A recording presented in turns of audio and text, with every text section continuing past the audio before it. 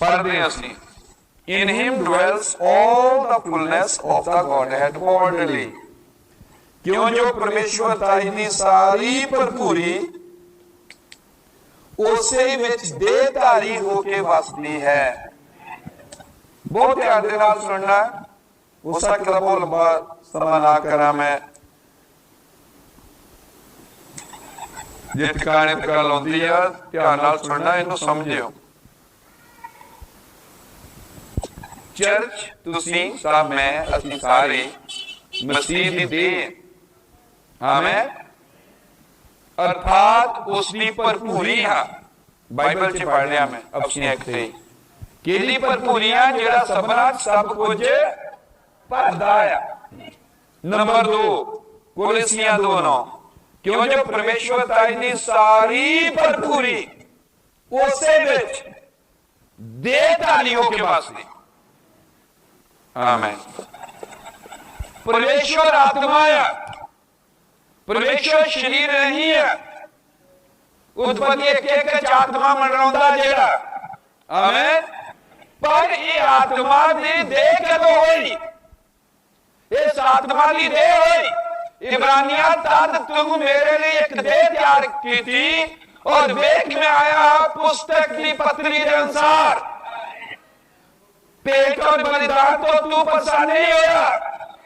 यूहन्ना की किताब एक बाप, ए मेरा प्यारा पुत्र है, यीशु विच रह के मैं परेशान है। मलाकी की किताब 3 बाप, परमेश्वर अचानक अपनी हैकल में आ जाएगा और उससे क्या हैकल उठा दे, मैं 3 दिन खड़ी कर देंगा। हालेलुया। सो परमेश्वर की देह कौन है? लिखिया God had bodily dwells, amen, in him dwells all the fullness of the Godhead bodily, amen। सो परमेश्वर ने अपने लिए एक देह तैयार की थी। बाइबल लिखिया परमेश्वर की यूहन्ना 1:1, परमेश्वर वचन है, वचन ने देह धार ली। जो वचन ने बोलिया देह बनाई, लोगोस वचन ने बोल के देह बनाई, और जो भी वचन है, जो परमेश्वर है, वो सारा उस बॉडी चला गया। मैं अति मेरा पिता एक है, जिसने मैनू देखा उसने पिता ने देखा। फिर बस तू किदा कह रहा पिता दे दर्शन करा, कि तू मैनू नहीं देखा? आमीन। क्योंकि लिखा वचन देहधारी नहीं होया। पहला तिमोथेयुस 3:16 English, God was manifested in the flesh, आमीन। यशायाह 9, पुत्र जो बख्शा गया वो एवरलास्टिंग फादर है, पुत्र ही अनंत पिता है। सारी बाइबल पढ़ी पई है।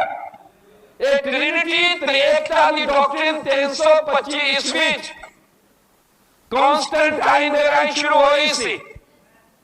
कॉन्स्टेंटाइन एक तरह पहला पोप सी, जो देश का राजा भी सी, ईसाइयां का जाजक भी सीगा, क्योंकि वो कैथोलिक का जन्म होया। कैथोलिक शुरू 325 हुई। कैथोलिक का प्रीस्ट, देश का राजा ते मूर्ति पूजकों का भी जाजक। इसलिए सारी मूर्ति पूजा रोमन कैथोलिक है। और ये जो ट्रिनिटी है, ये बाइबल की शिक्षा नहीं है। पूरी बाइबल में ट्रिनिटी शब्द नहीं है।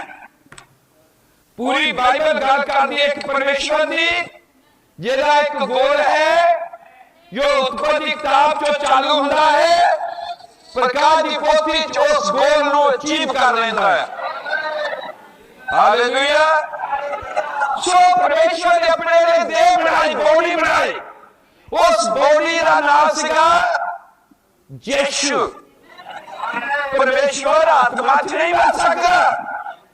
परमेश्वर मरने आया तो उसने अपनी बॉडी तैयार की थी और वो बॉडी जो सी उस सलीब ते मरी और ਉਹਦੇ ਵਿੱਚੋਂ ਇਟਰਨਲ ਸਪਿਰਿਟ ਇਬਰਾਨੀਆਂ ਦੀ ਕਿਤਾਬ ਲਿਖਿਆ ਅਨੰਤ ਆਤਮਾ ਨਿਕਲਿਆ ਉਹ ਜੋ ਅਨੰਤ ਆਤਮਾ ਨਿਕਲਿਆ ਉਹ ਕਿੱਥੇ ਗਿਆ